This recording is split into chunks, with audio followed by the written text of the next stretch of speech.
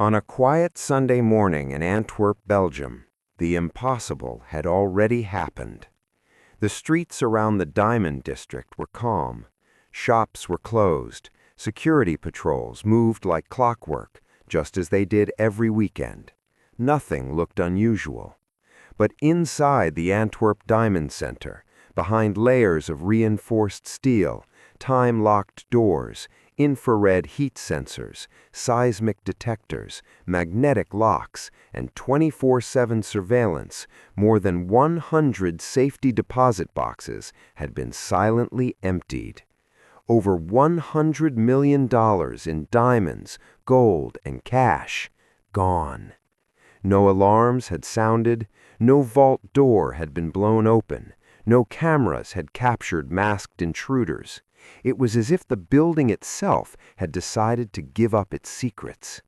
Investigators stood frozen inside the vault that morning, staring at rows of open boxes. Some were neatly cleared out. Others had been carefully searched. There was no chaos, no panic, no rushed destruction. Whoever had done this wasn't desperate. They were precise. The Antwerp Diamond Center wasn't an ordinary bank. It was considered one of the most secure diamond storage facilities in the world, a fortress trusted by international traders who stored fortunes inside those small metal boxes. Billions of dollars moved through this district every year. Security wasn't just strong, it was legendary. And yet, someone had studied it, someone had understood it, and someone had defeated it. The most chilling detail? The robbery hadn't taken hours of violent force. It had taken patience. Because this wasn't a smash-and-grab job. This was a carefully constructed illusion, years in the making, designed to make the perfect crime look effortless. And by the time the world realized what had happened, the thieves were already long gone. It didn't begin with the robbery. It began years earlier. Long before the vault was opened, it was observed.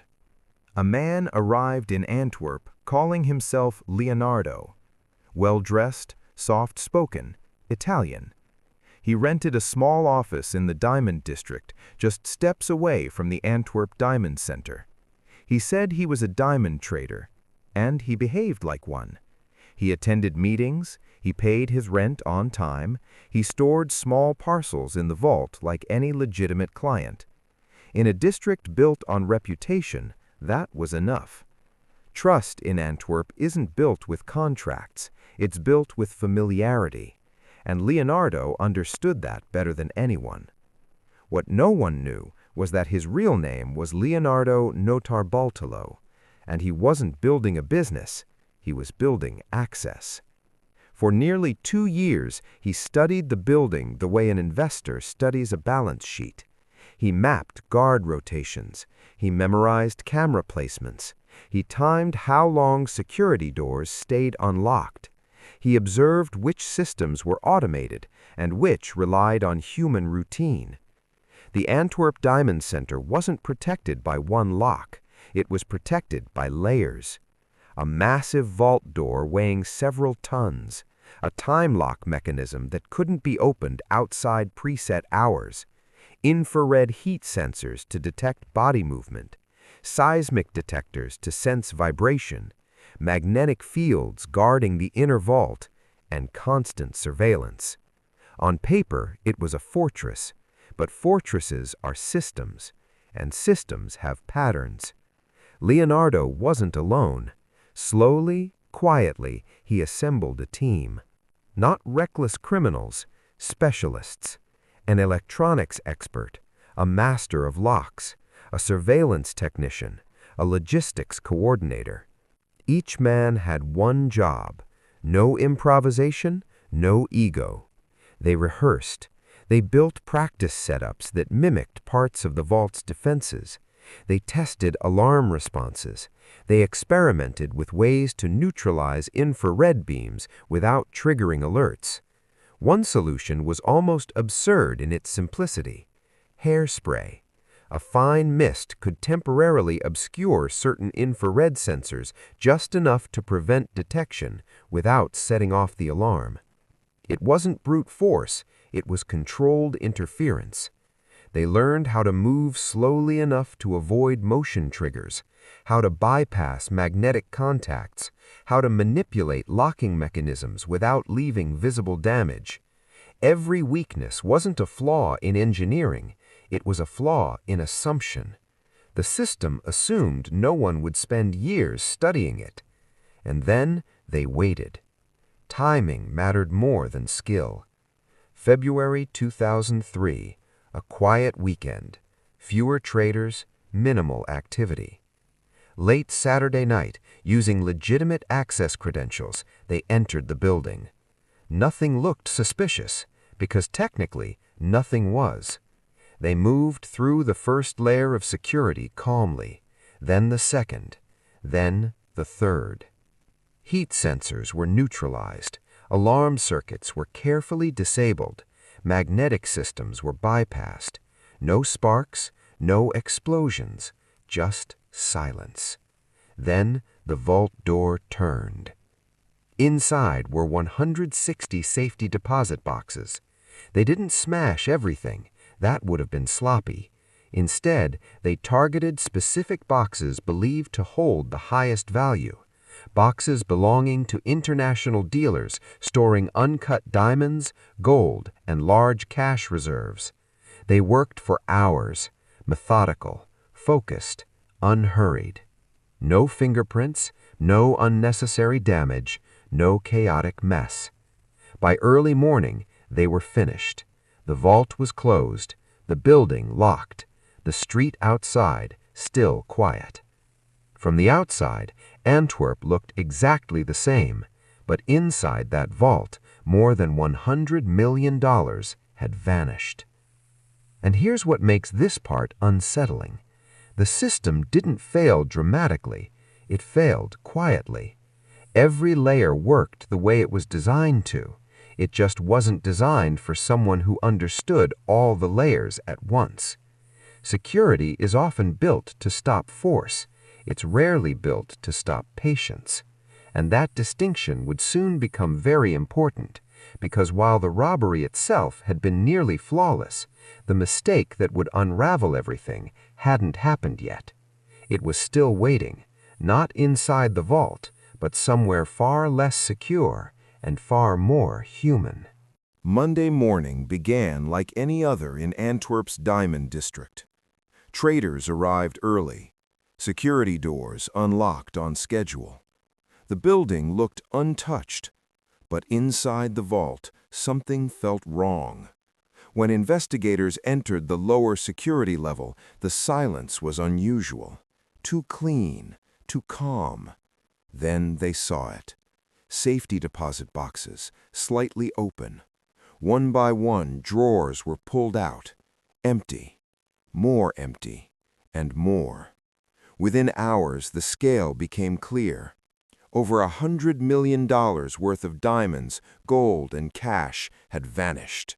There were no broken locks, no shattered doors, no damaged vault mechanisms. The steel entrance was intact. The time lock had functioned normally. The alarm system had never triggered.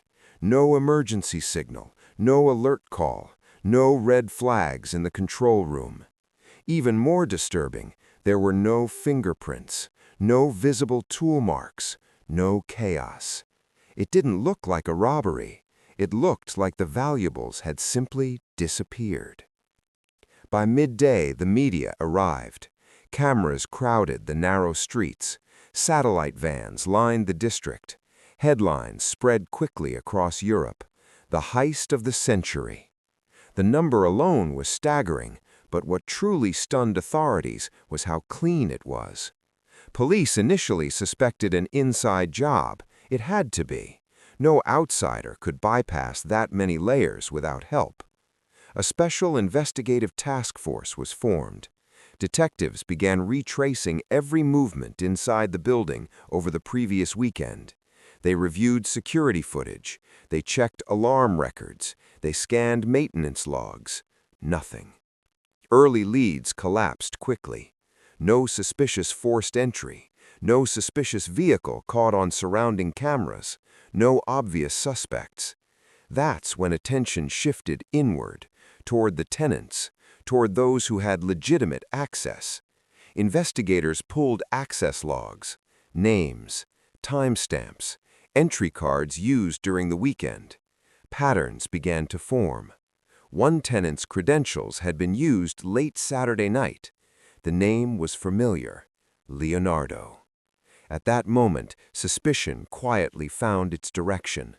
What had looked like the perfect crime was no longer invisible, but the real unraveling had only just begun. And that's the part no headline really explored. Because if you measure success by arrests and prison sentences, the state won. But if you measure it by capital flow, by what actually happened to the money, the picture blurs. The diamonds didn't explode into dust. They didn't disappear from existence. They likely re-entered the same global supply chain that made them valuable in the first place.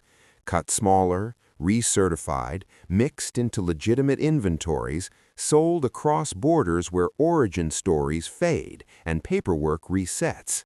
Insurance companies paid out, markets adjusted, dealers kept trading. The system absorbed the shock. That's the quiet genius, or the quiet flaw, of modern finance. It's designed to survive loss, to redistribute it, to spread it so thin that no single break destroys confidence. So yes, a sandwich led to DNA, DNA led to prison, and prison made the story feel complete. But value doesn't sit in a cell, it moves, which leaves us with an uncomfortable possibility. Maybe the real vulnerability wasn't the vault door.